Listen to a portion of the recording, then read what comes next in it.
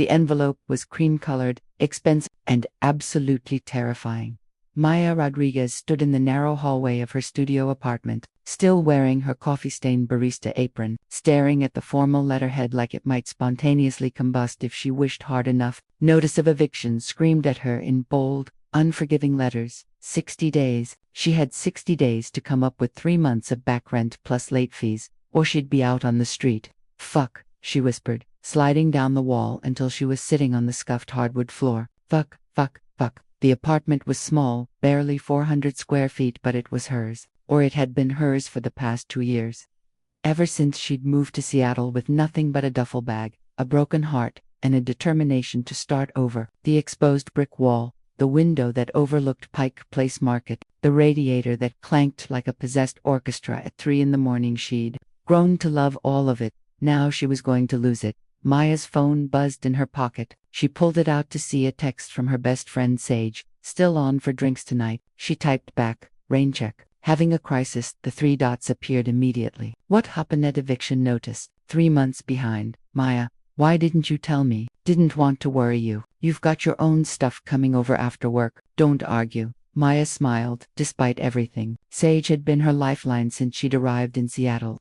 The first person to show her genuine kindness in a city that could feel overwhelmingly cold and expensive. They'd met at a queer poetry reading in Capitol Hill, bonded over cheap wine, and shared experiences of coming out to religious families, and had been inseparable ever since. But Sage couldn't fix this. Nobody could. But Maya looked around her apartment, taking inventory of what she could sell. The second-hand couch she'd found on Craigslist, maybe $50. The bookshelf made of milk crates and planks. Nothing. Her grandmother's necklace, the only thing of value she owned. Her chest tightened at the thought. That necklace was the last connection she had to her abuela, the only family member who'd accepted her when she came out, the only one who'd held her face in weathered hands and said, Mia, love is love. Don't let anyone tell you different. No, she wouldn't sell it. She'd rather sleep in her car. Except she didn't have a car. Maya forced herself to stand, to move, to do something other than spiral. She changed out of her work clothes, pulling on worn jeans and an oversized flannel shirt, her comfort outfit. Then she read the eviction notice again, this time focusing on the details rather than the panic. There was a phone number at the bottom, a direct line to the property management company, and below that, in smaller print, for questions regarding this notice, contact Dominique Chen, property owner.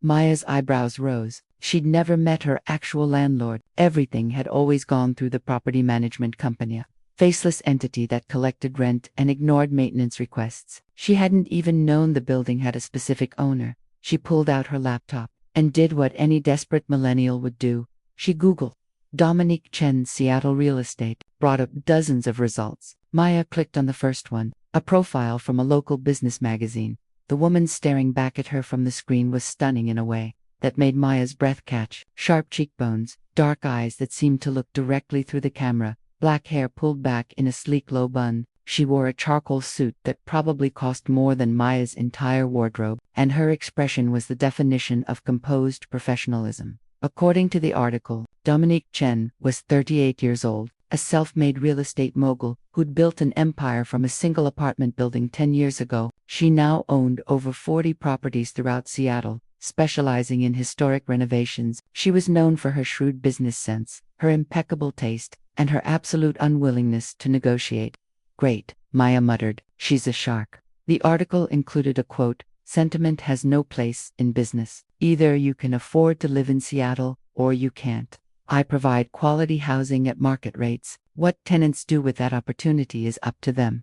Cold, clinical, exactly what Maya expected from someone who'd send an eviction notice without a second thought. But there was something else in the photo, something in the set of Dominique's shoulders, the slight tension around her eyes. Maya had spent 2 years studying people across a coffee bar, learning to read the subtle signs of stress, loneliness, and exhaustion hidden behind polite smiles. And Dominique Chen, for all her wealth and success, looked tired. It probably meant nothing. Rich people got tired too. Maya closed her laptop and picked up her phone. She stared at the number on the eviction notice, her thumb hovering over the screen. What did she have to lose? She pressed dial before she could talk herself out of it. Chapter 2. The call. The phone rang 3 times before a crisp voice answered. Dominique Chen. not a secretary, not a property manager, the owner herself. Maya's prepared speech evaporated from her mind. Hi, this is Maya Rodriguez. I'm a tenant in one of your buildings, the Fitzgerald, Unit 3. There was a pause. Maya heard the soft click of keyboard keys in the background. Ms. Rodriguez, you're 3 months behind on rent. I assume you're calling about the eviction notice. The voice was exactly what Maya expected: professional, cool, with a hint of impatience. But there was also something else, an undertone of weariness that matched what Maya had seen in that photograph. Yes, I know, I'm behind. I know that's not okay. But I'm asking for time, just a few more weeks to figure something out.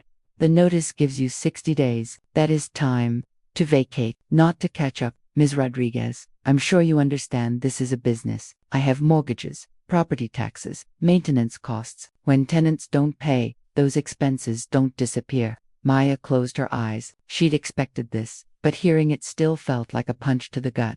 I do understand, and I'm not asking for charity. Her voice cracked slightly. This is my home. I work 2 jobs. I'm trying. I just need a chance. Another pause. Longer this time. Why are you behind? Dominique's voice had softened. Just barely. You were current until 4 months ago. What changed? Maya hadn't expected the question. Landlords weren't supposed to care about the why, only the what. My mom got sick, she heard herself say. Breast cancer. I've been sending money home for her treatments. My family, they're not well off, and they don't have insurance that covers everything. The truth felt raw in her mouth. She hadn't told many people about her mom, partly because she didn't want pity, partly because talking about it made it too real. I see. More keyboard clicks. You work at Lighthouse Coffee, correct? And you have a second job? Yes, I do freelance graphic design on Fiverr. It's not consistent, but it helps. How much do you make monthly, total? Maya did the mental math, then added a little optimism tax. Around 3,000, sometimes more if I get good design gigs. Your rent is 1,200. Where does the rest go? The question should have felt intrusive, but Dominique's tone was curious rather than judgmental. 600 to my mom. The rest is food, utilities, student loans, medical insurance, transportation. Maya laughed bitterly. Turns out, living in Seattle is expensive. Who knew? Indeed. There was a hint of amusement in Dominique's voice now, barely perceptible. Ms. Rodriguez, I'm going to be direct with you. I don't make exceptions. If I did it for you, I'd have to do it for everyone, and then I'd be out of business. Do you understand? Maya's heart sank. Yes. However, the word hung in the air like a lifeline. I'm not unreasonable. You've been a good tenant aside from the recent issues. No noise complaints, no damage, no drama, and your situation is ... understandable. Thank you, Maya whispered. I didn't say I was waiving the debt, but I'm willing to discuss an alternative arrangement. Maya sat up straighter. What kind of arrangement? Not one I'm comfortable discussing over the phone. Can you meet in person? Yes, of course. When tonight? 8 o'clock. I'll text you the address. Tonight. Yes, okay. I'll be there. Ms. Rodriguez, yes, don't be late. I value punctuality. The line went dead. Maya stared at her phone, her heart hammering. An alternative arrangement. What did that mean? Payment plan. Exchange of services. She Googled alternative rent arrangements and immediately regretted it when the search results turned uncomfortably pornographic. Okay, not that, she muttered. Closing the browser. Her phone buzzed with a text from an unknown number. Dominique Chen. Address: 1823 Highland Dr. Park on Street. Ring bell marked Chen 8 p.m. Maya plugged the address into Google Maps. Queen Anne, one of the wealthiest neighborhoods in Seattle. Of course, she had 3 hours. Chapter 3. The house on the hill. Maya arrived at 7:52 p.m. Her old Honda Civic, looking distinctly out of place among the Teslas and BMWs lining the street. The house. No. The mansion at 1823 Highland Doctor was a stunning example of craftsman architecture, all dark wood and stone with large windows that glowed warmly in the evening darkness. She'd changed 3 times before leaving, finally settling on black jeans, ankle boots, and a forest green sweater that Sage always said brought out her eyes. She'd left her long, dark hair down, applied minimal makeup, and tried to look like someone who had their life together. The attempt felt futile, standing in front of a house that probably cost several $1,000,000. Maya took a deep breath, walked up the stone pathway lined with perfectly maintained Japanese maples, and pressed the doorbell marked Chen. It opened almost immediately. Dominique Chen was somehow more striking in person than in photographs. She'd changed from business attire into black slacks and a cream silk blouse, her hair still in that perfect low bun. She was taller than Maya by several inches, her posture radiating the kind of confidence that came from always being the most powerful person in the room. Ms. Rodriguez, right on time. Dominique's dark eyes swept over Maya in a quick, assessing look. Please, come in. The interior of the house was exactly what Maya expected. Modern minimalism meeting classic architecture. Every piece of furniture carefully chosen. Every surface pristine. A gas fireplace flickered in the living room. Original art hung on the walls. Real art, not prints. Can I get you something to drink? Dominique asked, leading her through the house. Coffee, wine, water is fine, thank you.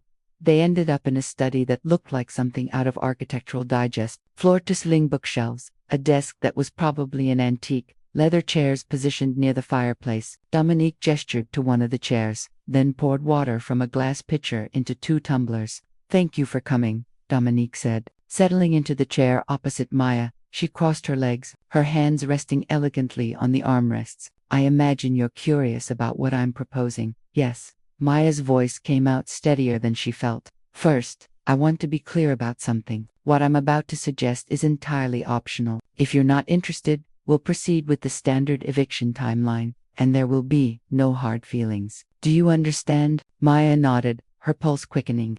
I need a personal assistant, Dominique said. Someone organized, discreet, and available on short notice. The position would be part-time, approximately 20 hours per week, and would include tasks like managing my personal schedule, running errands, organizing events, handling correspondence, and occasional household management. She paused, taking a sip of water. The compensation would be $1,500 per month, paid directly to your rent. Additionally, I would defer your back rent for 6 months, giving you time to catch up through your other employment. After 6 months, if the arrangement is working well, we can discuss either continuing or transitioning you back to regular tenancy.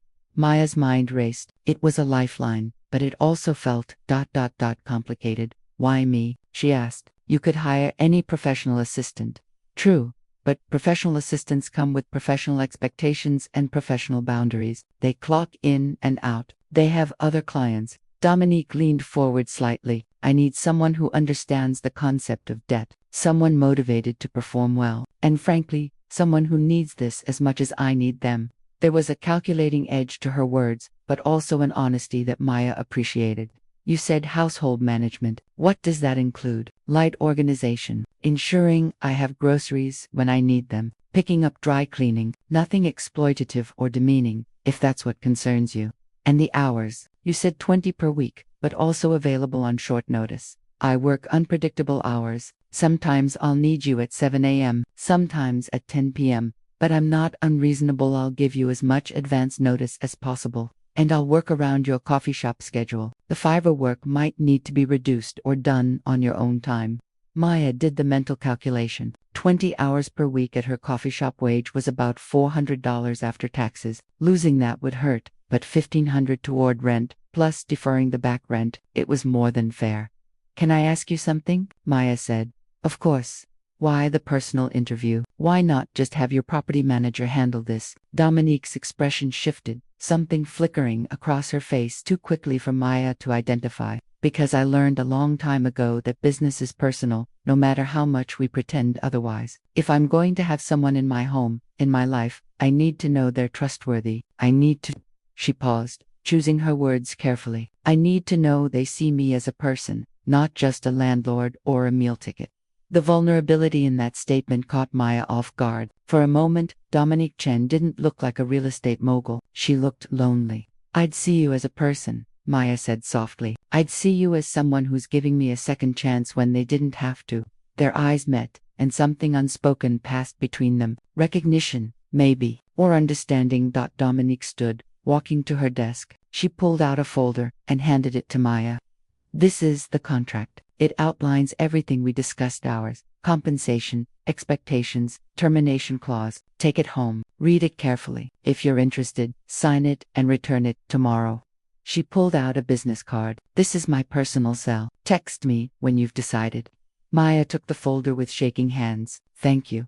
Really, this is more than I expected. Ms. Rodriguez, Dominique's voice stopped her as she stood to leave. Yes, if you accept this position, I'll expect excellence. I'll expect discretion, and I'll expect honesty. Can you provide those things? Yes. Then I look forward to hearing from you. Chapter 4. The contract. Maya sat at her kitchen table at midnight, the contract spread before her, her third cup of coffee going cold beside her laptop. Sage had come over after work as promised, taken one look at Maya's face, and demanded the full story. Now she was reading over Maya's shoulder, occasionally muttering holy shit under her breath. So let me get this straight, Sage said, pushing her purple-streaked hair out of her face. Your insanely hot landlord wants to hire you as a personal assistant to pay off your rent debt. That's the summary. Yes. And you're hesitating because it's weird, Sage. She's my landlord. There's an inherent power dynamic there. There's a power dynamic in literally every employment relationship. At least this one comes with rent forgiveness and a $1,500 monthly salary. Sage pointed at the contract. This is incredibly fair, Maya. Almost too fair. Maya had thought the same thing. The contract was clear, professional, and actually quite generous. It included provisions for sick days, reasonable notice for schedule changes, and a clause that either party could terminate with 2 weeks' notice. The only unusual element was a non-disclosure agreement regarding Dominique's personal life. What do you think the NDA is about? Maya asked. Sage shrugged. Rich people are paranoid about privacy. She probably doesn't want you selling stories to gossip blogs. I wouldn't do that, I know, but she doesn't know that yet. Sage leaned back, studying Maya's face. What's really bothering you? Maya was quiet for a long moment, trying to articulate the thing that had been nagging at her since she left Dominique's house. She looked at me, she finally said, not like I was a problem to be solved or a transaction to be completed. She looked at me like she saw me, and I don't know what to do with that. Do you think she's queer? The question made Maya's stomach flip. She'd been trying not to think about that, trying not to remember the way her breath had caught when Dominique opened the door, the way her pulse had quickened when their eyes met. I don't know. Maybe there weren't any obvious signs, no pride flags, no photos of a girlfriend, but the house felt, she searched for the right word, solitary, like she lives alone and prefers it that way. Could just be a private person, could be. Sage picked up the contract, flipping to the last page. You need to do this, Maya. Not just because of the money, though that's obviously critical, but because you need a change. You've been stuck in survival mode since you got to Seattle. When was the last time you did something just for yourself? When was the last time you took a risk? I take risks constantly. I'm a queer woman of color trying to make it in one of the most expensive cities in America. That's not risk, that's just existing. Sage's voice softened. I'm talking about the kind of risk that might lead somewhere good, the kind that might surprise you. Maya looked down at the contract, at Dominique Chen's signature at the bottom, precise and elegant. What if I fuck it up? She whispered. Then you fuck it up, and you figure it out, just like you always do. Sage squeezed her shoulder. But I don't think you will. I think you're going to be amazing at this, and I think maybe, just maybe, it'll be the thing that changes everything. After Sage left, Maya read the contract one more time. Then she pulled out a pen and signed her name next to Dominique's. At 12:47 a.m. She sent a text to Dominique's personal number. I've signed the contract. When do I start? The response came 3 minutes later. Tomorrow, 3 p.m. Bring the contract and your availability for the next 2 weeks. Welcome aboard, Ms. Rodriguez. Maya stared at the message, her heart pounding with equal parts terror and excitement. She had no idea what she'd just agreed to, but for the first time in months, she felt something other than despair. She felt possibility. Chapter 5, Day 1. Maya arrived at Dominique's house at 2:55 p.m., the signed contract in a folder under her arm. She'd dressed professionally but practically black pants, a white button-down, comfortable flats. Her hair was pulled back in a neat ponytail. Dominique answered the door in business casual attire, her expression neutral but not unfriendly. Punctual again. Good. She stepped aside. Come in, we have a lot to cover.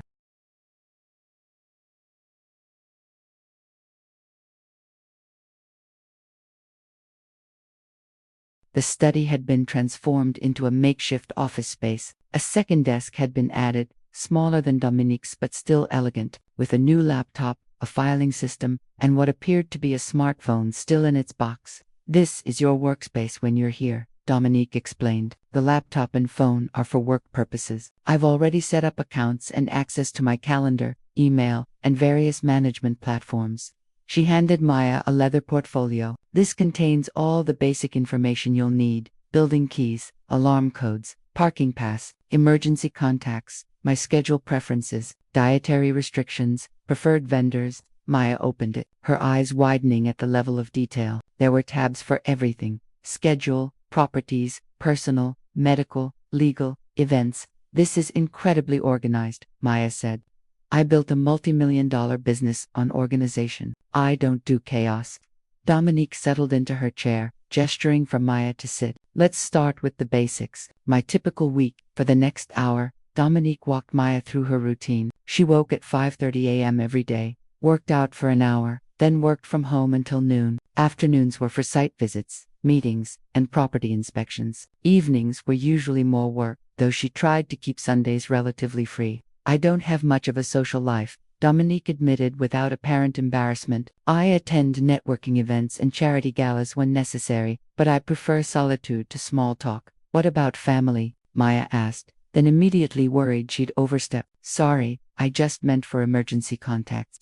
My mother lives in San Francisco. We speak weekly but aren't particularly close. No siblings, no partner. Dominique's expression remained neutral, but something in her tone suggested old wounds. My emergency contact is my attorney. The loneliness of that statement hung in the air.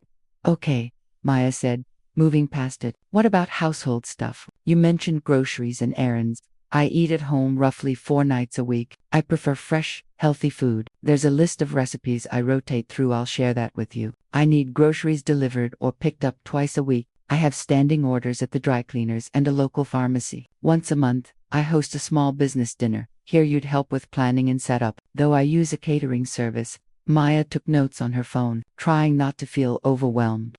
The most important part of this job, Dominique continued, is managing my time. I'm good at business, but I'm terrible at setting boundaries. I'll work 20-hour days if no one stops me. Part of your role is to be that stop. You want me to tell you when to stop working. I want you to help me maintain some semblance of work-life balance. Remind me to eat. Make sure I have downtime scheduled. Keep me from burning out. She smiled slightly, and it transformed her face. Think of yourself as a professional babysitter for a workaholic.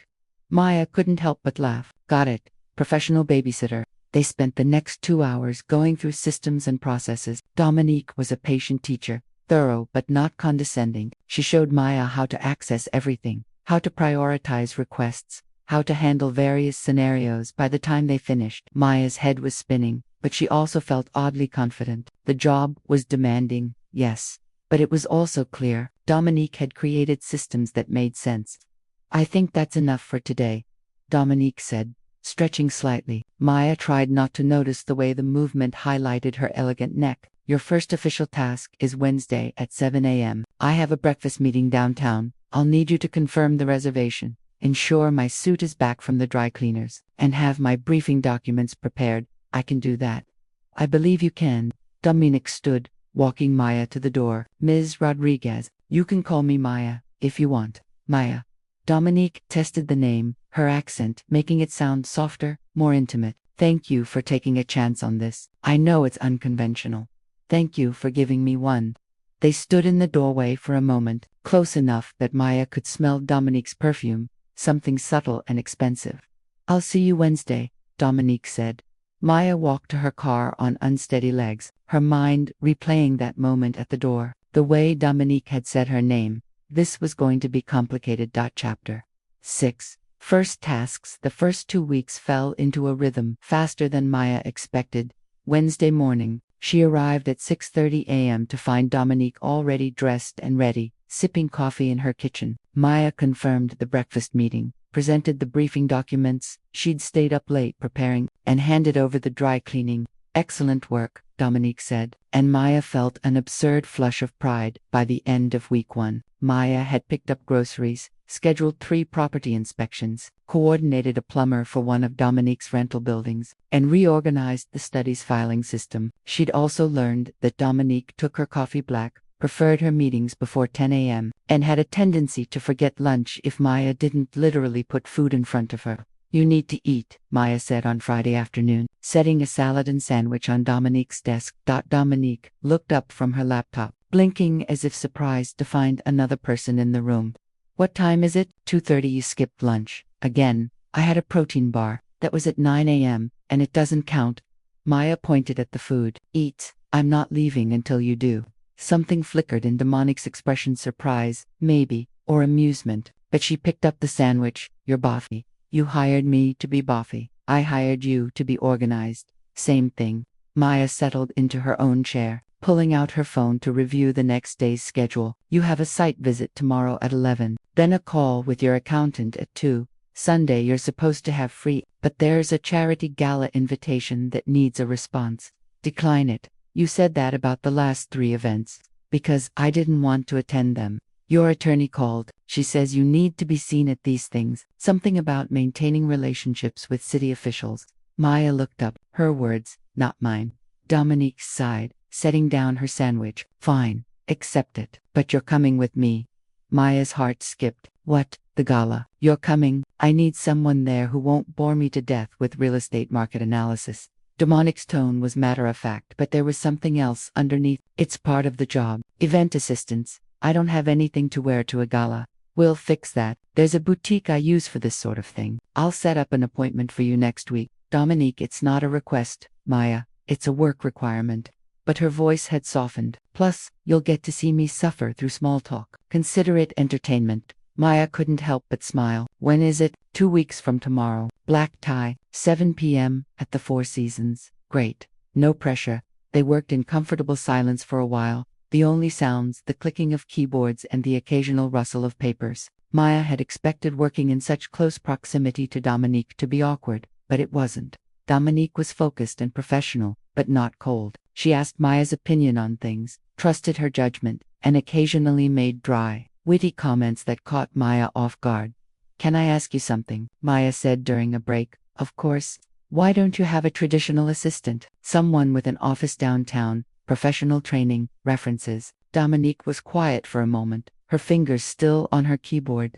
I had one, 3 of them, actually, over the years. They were all competent, professional, and completely replaceable. She turned to face Maya. They didn't care about the work beyond their paycheck. They didn't care about me beyond my role as their employer. Everything was transactional. And this isn't. This is different. You're here because you need to be, yes, but also because you chose to be. There's a difference. Dominique's expression was unreadable. And you see me, not the business, not the money, just ... me. The vulnerability in those words made Maya's chest tight. I do see you, Maya said softly. I see someone who works too hard and forgets to eat. Someone who's brilliant but lonely. Someone who built an empire but forgot to build a life. Dominique's eyes widened slightly, as if Maya had struck too close to truth. That's, she paused, remarkably accurate. I'm observant. It's a skill. It's a gift. Dominique stood, walking to the window that overlooked her garden. My ex-wife used to say I was married to my work. She wasn't wrong. The confirmation of Dominique's sexuality sent a thrill through Maya that she immediately tried to suppress. How long ago? Maya asked. 5 years. We were together for 8, married for 3. She wanted children, a house in the suburbs, a wife who came home at 5 p.m.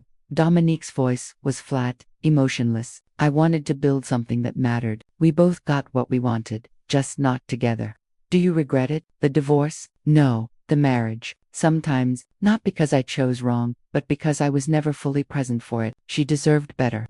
Maya stood, moving to join Dominique at the window. They stood, shoulder to shoulder, both looking out at the carefully maintained garden. For what it's worth, Maya said, I think building something that matters is worth something too. Maybe not everything, but something. Dominique glanced at her, and in that moment, with the afternoon light slanting through the window, Maya saw past the professional facade to the person underneath, driven and achingly human. Thank you, Dominique said quietly.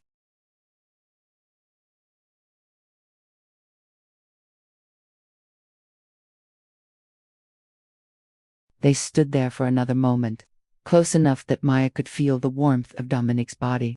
Before Dominique stepped back, the professional mask sliding back into place, I should let you go. It's past your scheduled hours. Maya checked her phone. 5:47 p.m. She'd been there for over 9 hours. I didn't realize. I know. It happens when the work is engaging. Dominique walked her to the door. Maya, the gala. Don't worry about it. You'll be fine. How do you know? Because you're already exceeding my expectations in every other way. I have no doubt you'll manage this too. Maya left, feeling like she'd passed some invisible test. She had no idea how many more tests were coming. The boutique was exactly the kind of place that made Maya nervous. All white walls, minimalist displays, and price tags with too many zeros. Relax, Dominique said, placing a hand on Maya's lower back to guide her inside. Marie knows I'm paying. Just try things on, and be honest about what feels good. A woman in her 50s approached, impeccably dressed, her smile warm and genuine. Dominique, it's been too long. She kissed both of Dominique's cheeks, then turned to Maya. And you must be Maya. Dominique told me we were dressing you for the Children's Hospital Gala. I'm not sure I need anything too fancy nonsense. Marie was already circling Maya, assessing her with a professional eye. You have a wonderful figure. We'll find something that makes you feel like yourself, just elevated. What colors do you gravitate toward?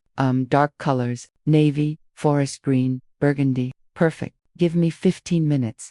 Marie disappeared into the back, leaving Maya and Dominique alone in the boutique's sitting area. This is too much, Maya said, sinking into a velvet armchair.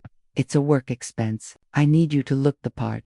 Dominique settled across from her, crossing her legs. Besides, I enjoy this, seeing people find clothes that make them feel powerful. You sound like a fairy godmother, more like a fairy employer. Dominique's smile was slight but genuine, though I draw the line at glass slippers. Marie returned with an armful of options dresses, in jewel tones, elegant jumpsuits, even a stunning burgundy suit that made Maya's heart race. Try these, Marie said, directing Maya to a spacious fitting room. No rush. Come out and show us when you're ready. The first dress was navy blue, with a cowl neck and subtle shimmer. Maya looked at herself in the mirror and barely recognized the woman staring back. She looked sophisticated. Adult, nothing like the barista who served lattes in a stained apron. She stepped out, hesitantly. Dominique's expression shifted immediately, her professional assessment melting into something warmer, more personal. That's beautiful, she said, her voice softer than usual. How does it feel? Weird, good weird. Maya turned, catching her reflection in the three-way mirror. I've never worn anything like this. You wear it well. Dominique stood, moving closer. But try the others too. You should have options. The second dress was emerald green, form-fitting with a high slit. Maya felt exposed in it, too visible. The jumpsuit was elegant but not quite right. But the burgundy suit, the moment Maya put it on, she knew that it fit like it had been made for her. The tailored blazer hugged her curves, the high-waisted pants lengthened her legs, and the deep burgundy color made her skin glow. She paired it with a black silk camisole underneath and stepped out. Dominique's reaction was immediate and unguarded. Her eyes widened, her lips parting slightly, and for a moment she just stared. That's the one, she said finally. Marie clapped her hands together. I agree. You look stunning, Maya. Powerful and elegant. Maya looked at herself again, and this time she didn't see a woman playing dress-up. She saw someone who belonged in Dominique's world. How much is it? Maya asked nervously. Don't worry about it, Dominique said firmly. Marie, we'll take the suit and the navy dress. And she needs shoes, a clutch, jewelry. Dominique, work expenses. Remember, Dominique's tone left no room for argument. Besides, you'll wear these to other events. Consider it an investment in your professional wardrobe. An hour later, Maya left the boutique with bags full of clothes she never could have afforded, feeling like Cinderella and slightly guilty about it. Thank you, she said, as they stood by their cars. It's too generous. It's appropriate for the role. Dominique paused, then added more quietly, and you deserve to feel beautiful. The words hung between them, loaded with meaning neither was ready to acknowledge. Chapter 8. Crossing Lines. The gala was everything Maya expected and nothing she was prepared for. The Four Seasons ballroom glittered with crystal chandeliers, the city's wealthy elite mingling in designer clothes and practiced smiles. Maya felt the weight of judgmental stares as she entered on Dominique's arm, literally, as Dominique had offered her elbow with a small smile that said, "We're in this together." "Stick close," Dominique murmured. "If anyone bothers you, Just say you're my assistant and redirect them to me. Is anyone going to bother me? Old money doesn't like new money, and they especially don't like women who made their own money. Dominique's jaw tightened. I've been dealing with their barely disguised disdain for 10 years. You develop a thick skin. They made their way through the crowd, Dominique stopping occasionally to exchange pleasantries with other real estate moguls, city council members and philanthropists. Maya noticed the pattern. Dominique was respected but not particularly liked. People spoke to her with professional courtesy, but without warmth. Dominique Chen, a voice called out. A man in his 60s, silver-haired and smug, approached with a drink in hand. Still showing up to these things alone, I see. Richard. Dominique's voice could have frozen water. Still drinking too much and saying too little of value. Who's your friend? Richard's eyes raked over Maya in a way that made her skin crawl. My assistant, Maya Rodriguez, and she's far too intelligent to waste time on this conversation. Dominique steered them away smoothly. Once they were out of earshot, she muttered, asshole, he's been trying to buy one of my properties for 3 years. Let me guess you won't sell. It would give him too much satisfaction. Dominique snagged 2 champagne flutes from a passing waiter, handing one to Maya. Come on, let's find someone worth talking to. They found refuge near the windows overlooking the city, away from the crowd. Maya sipped her champagne, watching Dominique scan the room with the alertness of a general surveying a battlefield. You don't like these events, Maya observed. I hate them, but they're necessary. Business is built on relationships, and relationships require showing up. Dominique turned to face Maya. How are you doing? Overwhelmed? A little. Everyone here has more money than I'll see in my lifetime. Money isn't everything. Most of these people are miserable. They have wealth but no purpose, connections but no real relationships. Dominique's expression softened. You have something they don't. What's that? Authenticity. You're real in a room full of people playing roles. Before Maya could respond, a woman in a stunning gold gown approached, tall, blonde, conventionally gorgeous in a way that made Maya's stomach sink. Dominique, the woman purred, kissing both her cheeks. It's been ages. Victoria. Dominique's posture shifted, becoming more guarded. I didn't know you were in Seattle. Just flew in for the gala. I'm on the hospital board now. Victoria's eyes slid to Maya with thinly veiled curiosity. And who's this? Maya Rodriguez, my assistant. Maya, this is Victoria Ashford. We used to know each other. The pause before know each other spoke volumes. Your assistant? Victoria's smile turned sharp. How professional of you, Dominique. Always mixing business with. She paused meaningfully. Everything else. Dominique's jaw clenched. If you'll excuse us. Oh, don't run off. I wanted to catch up. Victoria placed a hand on Dominique's arm with the familiarity of past intimacy. Maybe we could have dinner while I'm in town. I'm quite busy. You always are. That was the problem, wasn't it? Victoria's laugh was light and cruel. Some things never change. She walked away, leaving a tension in her wake that made Maya's chest tight. Ex-girlfriend? Maya asked quietly. Something like that. Dominique drained her champagne. We dated briefly a few years ago. It didn't end well. She seems lovely. That surprised a laugh out of Dominique. She's a nightmare. Beautiful, charming, and utterly self-absorbed. She glanced at Maya. I have terrible taste in women.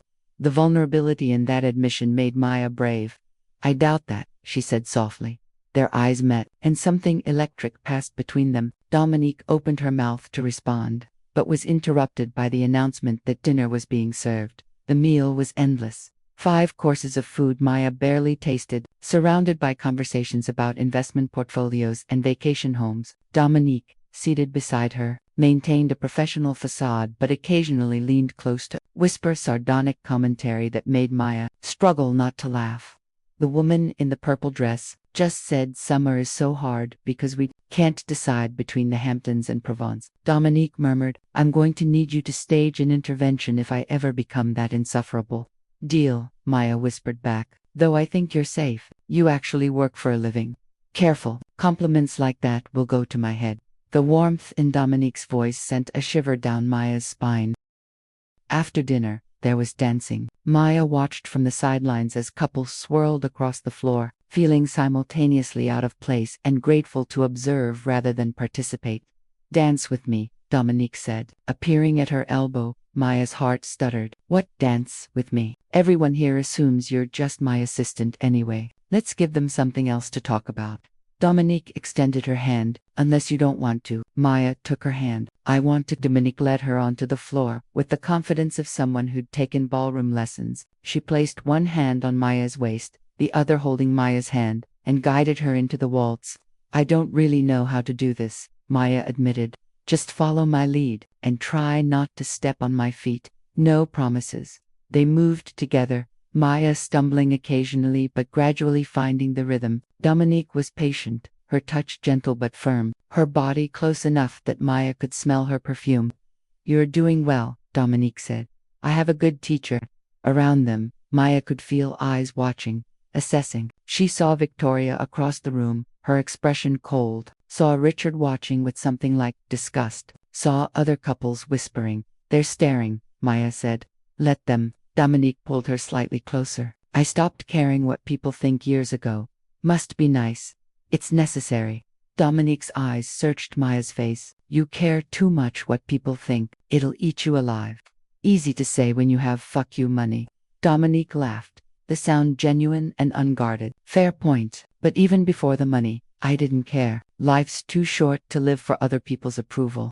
The song changed to something slower, more intimate. Dominique didn't let go, and Maya didn't pull away. Can I ask you something? Maya said. Always. Why did you really offer me this job? The truth. Dominique was quiet for a long moment, her expression thoughtful. Because when you called me, I heard something in your voice. Desperation, yes, but also dignity. You weren't asking for a handout. You were asking for a chance. She paused. And because when I met you in person, I saw someone who reminded me of myself 10 years ago, hungry, determined, and trying to survive in a city that chews people up, and I'm lonely, Maya. I've built this empire, and I'm standing in it completely alone. I needed someone around who saw me as more than just a transaction. The honesty in her words made Maya's throat tight. I do see you, Maya said. I see someone remarkable. Dominique's grip on her hand tightened almost imperceptibly. Maya, whatever she was going to say, was interrupted by the song ending and polite applause rippling through the room. They separated, the spell broken, both suddenly aware of where they were. I need some air, Dominique said. Come with me. They slipped out onto a balcony overlooking the city. The night was clear, stars visible despite the light pollution. The sound of the party muffled behind glass doors. Dominique leaned against the railing, her professional mask finally cracking. I shouldn't have said that, she said, about being lonely. That was inappropriate. Why? Because you work for me. There's a power dynamic. I'm your landlord and your employer. It's not fair to burden you with my personal feelings. Maya moved closer, standing beside her at the railing. What if I don't see it as a burden? She said quietly. What if I see it as honesty, as trust? Dominique turned to look at her, vulnerability written across her face. What if it's more than that? She whispered. Maya's breath caught. They were standing close enough that she could see the flecks of amber in Dominique's dark eyes, the slight tremor in her hands on the railing. Then we'd have to be very careful, Maya said, because you're right. The power dynamic exists, and I need this job. I need you. Need me professionally or personally? Both. Is that allowed? I don't know. Dominique reached out, brushing a strand of hair from Maya's face with heartbreaking gentleness. I don't know the rules anymore. They stood like that, suspended in possibility, until the sound of the balcony door opening made them spring apart. Victoria stood in the doorway, her expression knowing and unpleasant. Am I interrupting something? She asked sweetly. We were just getting air, Dominique said, her professional mask snapping back into place. Of course you were. Victoria's smile was poisonous. Dominique, darling, you should be more careful. People are starting to talk. Let them talk. Some of us care about our reputations. Victoria's eyes slid to Maya, especially when it comes to mixing business with pleasure. It never ends well, does it? Good night, Victoria. Dominique took Maya's elbow firmly. We're leaving. They walked back through the ballroom in silence, collected their coats, and left without saying goodbye to anyone. In the parking garage, standing between their cars, Dominique finally spoke. I'm sorry about Victoria. She's a bitch, Maya supplied. That startled a laugh from Dominique. I was going to say complicated, but yours is more accurate. She's right though, about the mixing business and pleasure thing. She's bitter because I chose work over her. Don't take her words as wisdom. Dominique stepped closer. Maya, what happened tonight was honest and scary. And something we need to think about before we do anything stupid. Stupid like what? Like this. Maya kissed her. It was brief, barely a brush of lips, but it felt like jumping off a cliff. Dominique froze for a split second, then kissed back, her hand coming up to cup Maya's face with devastating tenderness. They broke apart after a moment, both breathing hard. That was stupid, Dominique said. Very stupid. We should probably not do it again. Probably not. They stared at each other, the air between them electric with possibility and danger. I'll see you Monday, Maya finally said. For work? Just work. Just work, Dominique agreed, though neither of them believed it. Maya drove home with shaking hands and a racing heart, knowing she'd just crossed a line she couldn't uncross, and knowing she didn't regret it at all. Chapter 9. The morning after Maya spent Sunday having a complete crisis, she called Sage at 9 a.m., pacing her apartment like a caged animal. I kissed her, she blurted out as soon as Sage answered. Good morning to you, too. Who did you kiss? Dominique, my landlord, my boss, the person who holds my entire life in her hands. I kissed her. There was a pause, then Sage let out a low whistle. Okay, I'm coming over. Don't make any major life decisions until I get there. Sage arrived 30 minutes later with coffee and croissants, taking one look at Maya's face and immediately pulling her into a hug. Tell me everything, she said, settling onto Maya's couch. Maya told her about the gala, the dancing, the balcony conversation, and the kiss in the parking garage. She told her about Victoria, and the warnings, and the way Dominique had looked at her like she was both a solution and a problem. So let me get this straight, Sage said when she finished. You kissed your landlord/employer, she kissed you back, and then you both agreed it was stupid and shouldn't happen again. That's the summary. Yes, but you want it to happen again. So badly it physically hurts. Sage took a long sip of coffee, thinking, okay, let's be practical about this. What are the actual risks?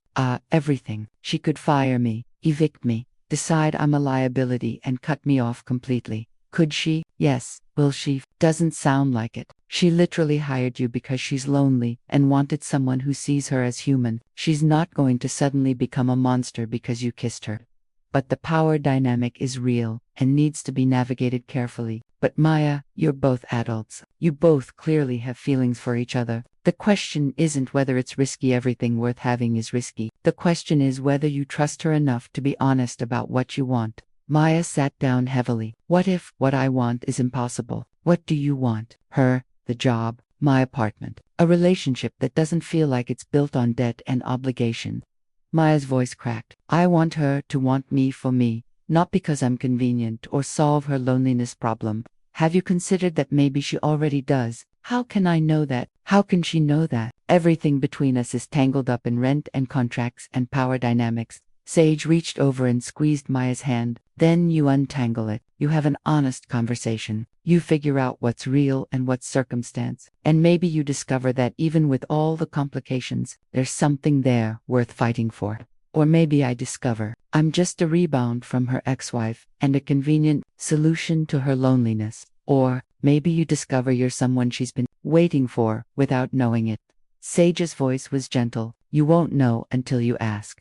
Maya spent the rest of Sunday alternating between panicking and drafting texts to Dominique that she never sent. By Monday morning, she'd decided on a plan. Act professional, focus on work, and absolutely do not bring up the kiss unless Dominique did first. The plan lasted approximately 15 minutes. She arrived at Dominique's house at 9 a.m. to find her in the study, looking like she'd barely slept. Her hair was still damp from the shower. She wore yoga pants and an oversized sweater, and she had dark circles under her eyes.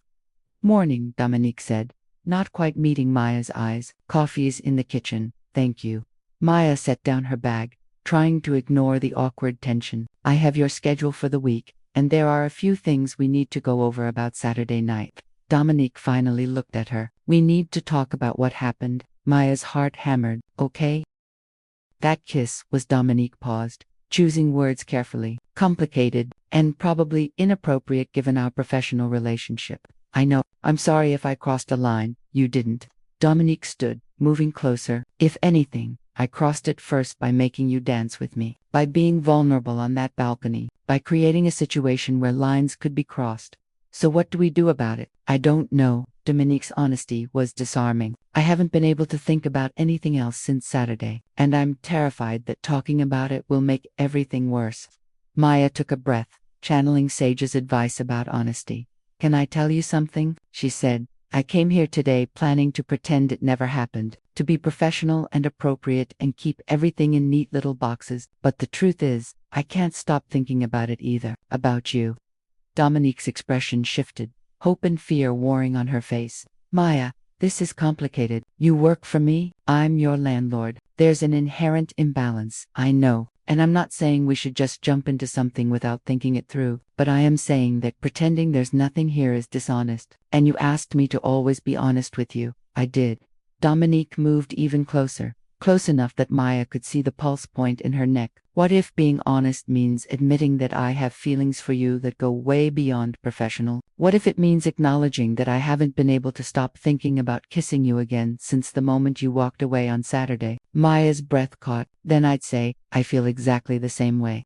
This could get messy. It's already messy. It could hurt you. If it doesn't work out, you could lose your job, your apartment. Those are risks I'm aware of, and I'm choosing to take them anyway. Maya reached out, taking Dominique's hand. Unless you don't want this, if you want to keep things purely professional, I'll respect that, but I need you to say it. Dominique looked at their joined hands, then back up at Maya's face. I can't say it, because it would be a lie.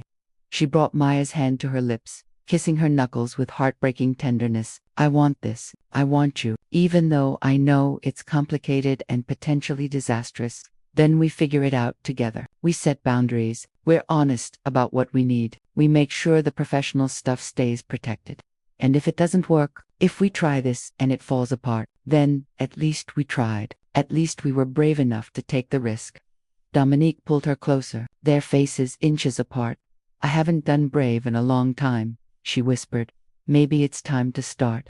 Dominique kissed her then, and it was nothing like the brief kiss in the parking garage. This was deeper, more intentional, full of pent-up longing and mutual desire. Maya's hands found their way into Dominique's hair, and Dominique's arms wrapped around her waist, pulling her flush against her body. When they finally broke apart, both breathing hard, Dominique rested her forehead against Maya's.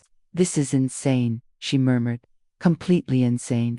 We should set ground rules, professional boundaries that stay firm no matter what. Agreed. Work is work. We don't let personal stuff interfere with the job. And if at any point you feel uncomfortable or pressured, you tell me immediately. Same goes for you. Dominique pulled back slightly, her expression serious. I mean it, Maya. This only works if you feel empowered to say no to me, about anything, at any time. I know, and I trust that you'll listen when I do. They spent the next hour really talking about what this might look like. They decided that work hours were professional unless explicitly agreed otherwise, that Maya's job security wasn't dependent on the personal relationship, that they'd be honest about what they needed and wanted, that they'd take things slow and see where they went. I should probably tell you, Dominique said, I'm not great at relationships. My track record is abysmal. I work too much. I struggle with vulnerability, and I tend to prioritize business over people. And I should probably tell you that I have trust issues from my last relationship. I overthink everything, and I'm terrified of being dependent on anyone. We're a mess, a complete disaster. They looked at each other and started laughing, the tension finally breaking. Want to try being a disaster together? Dominique asked. I'd like that. The rest of the day was surprisingly normal. They worked on scheduling, handled property management issues, and coordinated repairs on one of Dominique's buildings. The only difference was the occasional brush of hands, the lingering glances, the awareness that crackled between them like electricity. At 5 p.m., when Maya was packing up to leave, Dominique stopped her with a gentle hand on her arm. Would you like to stay for dinner? She asked. Not as my assistant, just as you. Maya smiled. I'd love to. They cooked together well. Dominique cooked while Maya attempted to help and mostly just got in the way. They talked about nothing important and everything personal. Maya learned that Dominique had grown up poor in San Francisco's Chinatown, that she'd worked 3 jobs to put herself through business school, that she'd built her first fortune by renovating a condemned building with her own hands. I literally learned plumbing from YouTube, Dominique said, laughing at the memory. Spent 3 months covered in dust and regret, convinced I'd made a terrible mistake. Then I sold it for triple what I paid and realized I'd found my calling. You're kind of amazing, Maya said.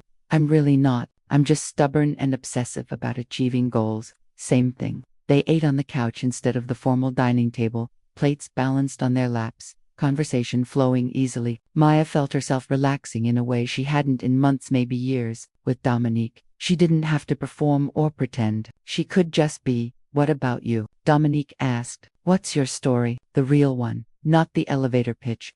Maya told her about growing up in a small Texas town, about realizing she was gay at 15 and knowing immediately that she couldn't stay, about her abuela being her only ally, about working her way through community college, about the girlfriend who'd promised forever and then left her for someone more stable.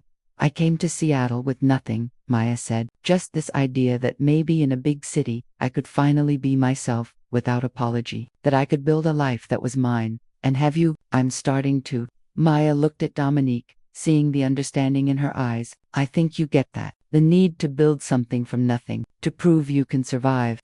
I do get it. But I also learned that surviving isn't the same as living. I'm good at the first part, still figuring out the second. Maybe we figure it out together.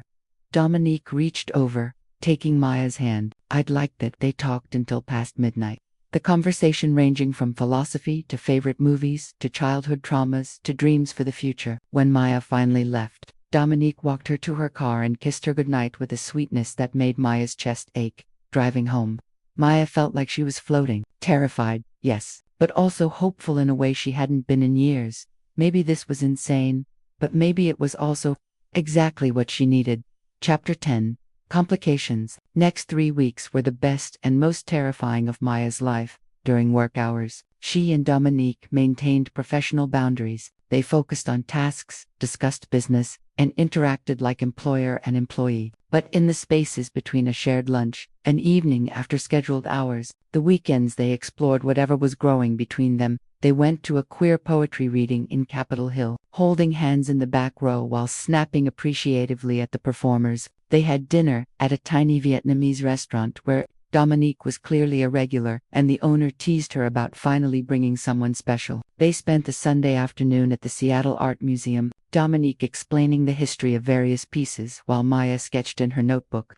You're talented, Dominique said, looking over Maya's shoulder at a drawing of a sculpture.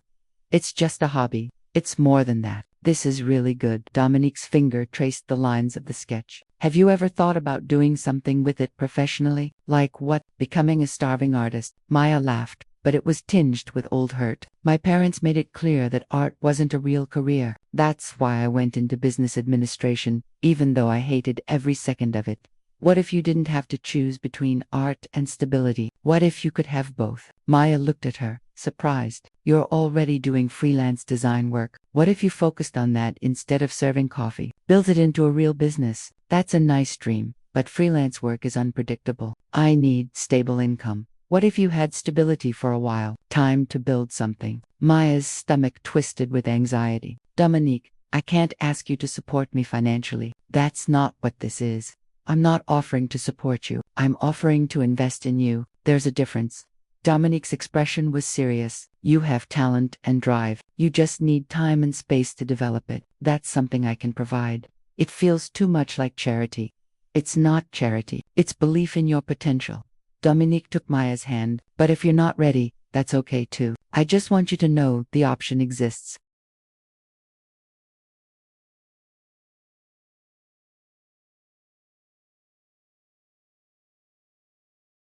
They left it there, but the conversation nagged at Maya. The idea of pursuing art full-time was terrifying and intoxicating in equal measure. It was also the kind of opportunity she'd never have without Dominique's wealth and support, which made her wonder if she was just another project, another renovation that Dominique saw potential in. The doubt crept in slowly, exacerbated by small things. A week later, Dominique took Maya shopping for work clothes, insisting she needed a professional wardrobe. Maya tried to refuse, but Dominique was adamant. You represent me when we're at site visits or meetings, she said. You need to look the part. I already have the clothes from the gala. That's formal wear. You need everyday professional attire. Dominique handed her a credit card. Please, let me do this for you. Maya took the card with shaking hands, feeling simultaneously grateful and uncomfortable. She kept the purchases, manumla, few blazers, some nice pants, a couple of blouses, but when Dominique saw the total, she frowned. That's all you got. It's plenty. Maya, I gave you that card expecting you to actually shop, get things you want, not just the bare minimum. I'm not comfortable spending your money like it's mine. Dominique's expression softened. I understand, but you need to understand that I want to do this for you, not because I think you can't provide for yourself, but because I have resources and I want to share them with someone I care about.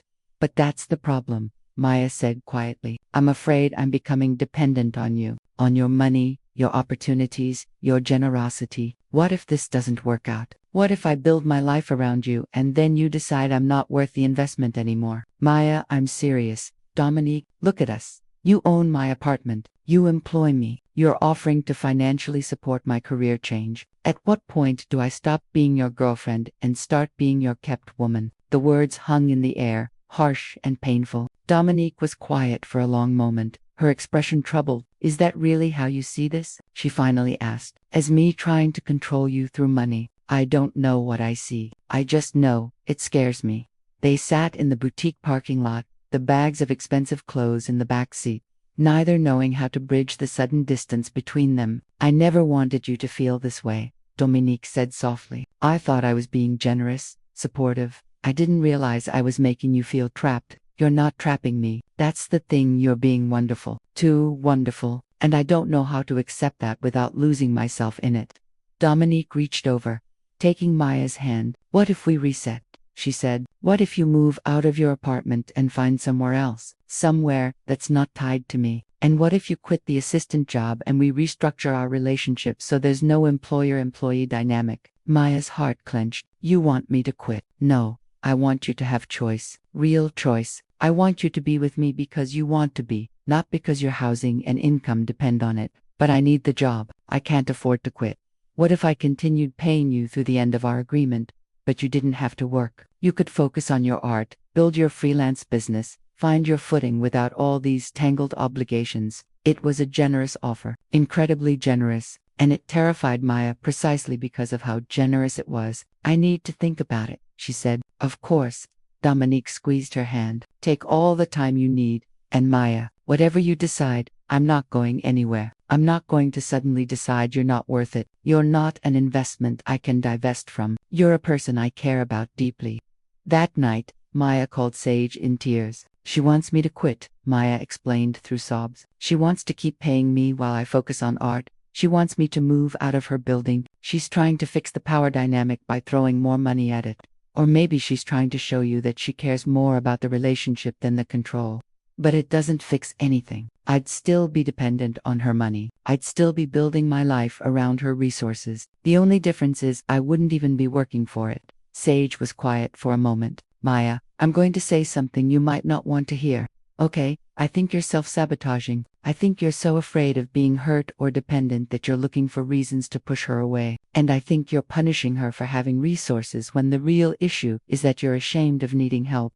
I'm not. Maya stopped. Was she? I don't want to be a charity case. You're not. You're someone who's struggled and who's being offered a hand up by someone who has the means to give it. There's no shame in that. The shame is in believing you don't deserve it. What if she realizes I'm not worth it? What if you realize you are? Maya lay awake most of the night, Sage's words echoing in her head. By morning, she'd made a decision.